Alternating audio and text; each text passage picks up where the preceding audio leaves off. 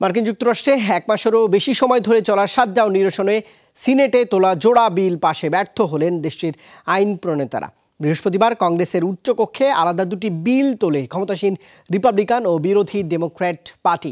তবে প্রয়োজনীয় 7টি করে ভোট না পাওয়ায় খারিজ হয়ে যায় দুটি বিলই। এর ফলে অচলাবস্থা নিরসনের পথ দীর্ঘায়িত হলো আরও। রেকর্ড 34 দিন ধরে চলছে যুক্তরাষ্ট্রের অচলাবস্থা। শাটডাউনের প্রভাবে ভুক্তভোগী 8 লাখ ফেডারেল কর্মচারীদের একজন প্যাট্রিসিয়া গাম্বিসের স্বামী, যিনি এফবিআইয়ের একজন কর্মকর্তা। নিজেদের দুর্ভোগের জন্য দায়ী করছেন প্রেসিডেন্ট ডোনাল্ড ট্রাম্পকে। কোনো সমঝোতাতেই আসতে চাইছেন না তিনি, তাই আমি তাকেই দোষ দেব।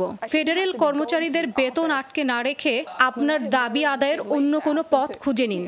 ছোট ছোট সন্তান নিয়ে খুব বিপদে আছি।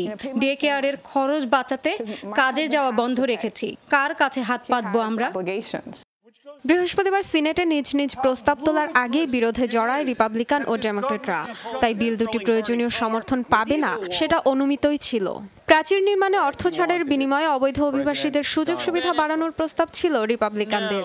সাময়িক অর্থ বরাদ্দের পক্ষে ছিল ডেমোক্রেটদের প্রস্তাব। কিন্তু 50-47 ভোটের ব্যবধানে বিল পাশে ব্যর্থ হয় রিপাবলিকানরা। অন্যদিকে 52-44 ভোটে বাতিল হয় ডেমোক্রেটদের বিলটিও। নিজ দলের অবস্থানের বাইরে এসে ডেমোক্রেট বিলকে সমর্থন দেন 6 রিপাবলিকান সদস্য। অন্যদিকে এক ডেমোক্রেটের ভোট যায় রিপাবলিকান বিলের পক্ষে। বিল ব্যর্থ হলেও অনেক বিকল্প রয়েছে বলে দাবি মার্কিন প্রেসিডেন্ট ডোনাল্ড ট্রাম্পের। আমাদের অনেক বিকল্প রয়েছে, তবে প্রায় সব রিপাবলিকানেরই সমর্থন পাওয়ায় সম্মানিত বোধ করছি। এবার অন্য উপায়গুলো নিয়ে কাজ শুরু করছি।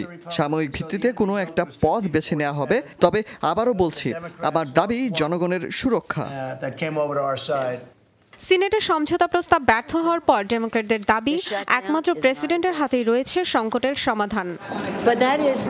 এবারের শাটডাউন কোনো প্রশাসনিক জটিলতায় হয়নি, বরং প্রেসিডেন্ট একাই এই সংকট তৈরি করেছেন এবং তিনি এর শেষ করতে পারেন। প্রেসিডেন্টের দায়িত্বজ্ঞানহীন আচরণকে সমর্থন দিচ্ছেন রিপাবলিকানরা।